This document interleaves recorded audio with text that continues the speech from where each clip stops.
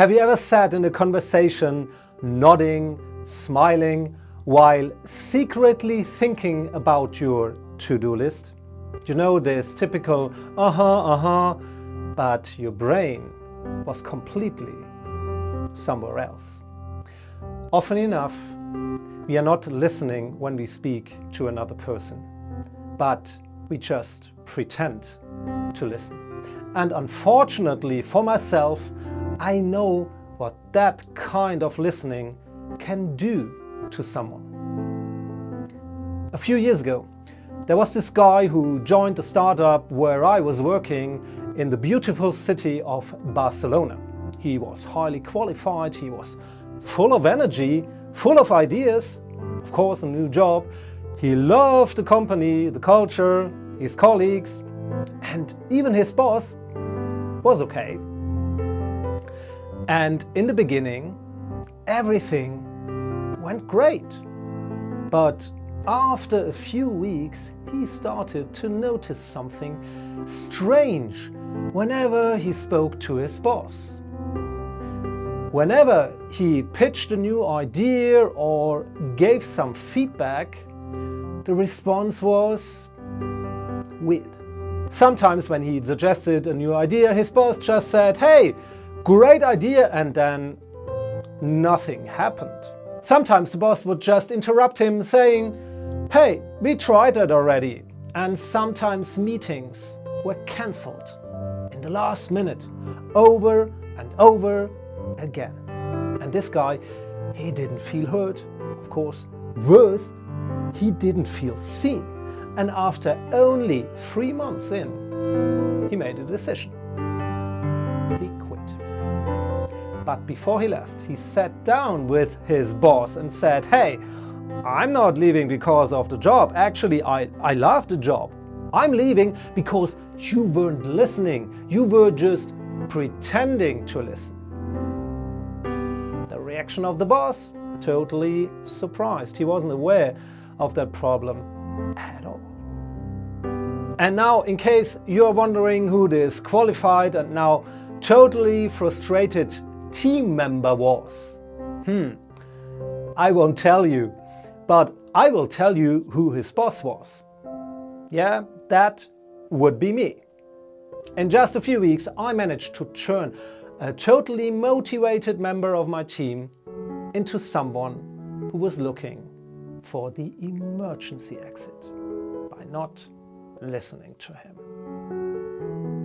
And here's the worst part. I had no idea. I thought I was being efficient. I thought I was giving space. But what I actually was doing, I was turning someone highly motivated into someone desperate to leave. And it's not just at work, isn't it?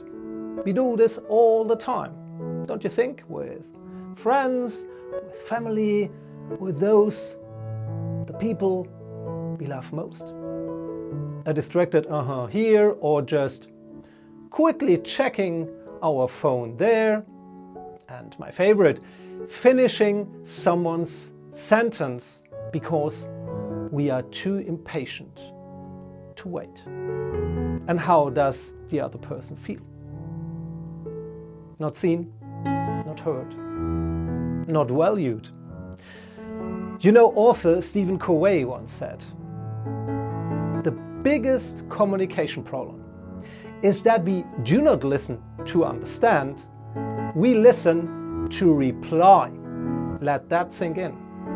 We do not listen to understand, we listen to reply. And that was me. I was listening to reply, listening to be efficient, listening on autopilot. But listening, real listening, is a decision. It's something you do with your full self. And it's not about the time you spend with the other person, it's about presence. As a public speaking coach, I can tell you this is something most people overlook. Great speakers don't just talk. They listen first. They tune in into their audience before saying a word. What do they need? What's on their mind? What do they hope to get from this talk? Because if you don't listen first, you risk delivering a message no one asked for. You're not speaking to them, you are speaking at them. And that's not communication. That's a monologue.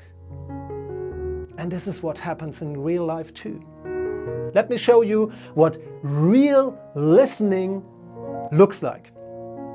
My 10-year-old daughter, she takes ballet lessons. She dances. And yes, of course, she loves dancing. But the real reason she loves her classes so much, that is her teacher, Sandra. Not because Sandra is the best ballet teacher in the world, but there's something special about her. Every time I pick up my daughter after her lesson, I see Sandra talking to the kids. When one of the kids had a birthday, she asks, "Hey, how did the party go?" Or when someone mentions leg pain, she remembers and checks in a week later. Or when a student is nervous before an upcoming performance, she stays with her and encourages her. She doesn't just teach dancing, she listens. And it's not just the kids. She gives the same energy to her adult students, even to the parents, like me.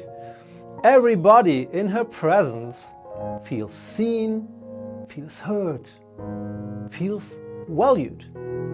Sandra is what I would call the prima ballerina of giving attention. So, how can we be more like Sandra? Do you want to be a prima ballerina of giving attention too? You don't need to know how to dance. And you don't need years of training. You just need to decide. I'm going to be fully here. When someone talks to you, stop rehearsing your reply. Stop checking your phone. And above all, stop mentally skipping ahead. Give the other person what we all crave: your full presence, your full attention. It's not magic, but sometimes, yes, it feels like it. Am I a perfect listener now? I would love to be. I'm still trying, because I know what it costs when I don't. So the next time you are in a conversation, at home, at work, anywhere, ask yourself, am I really listening, or am I just waiting for my turn?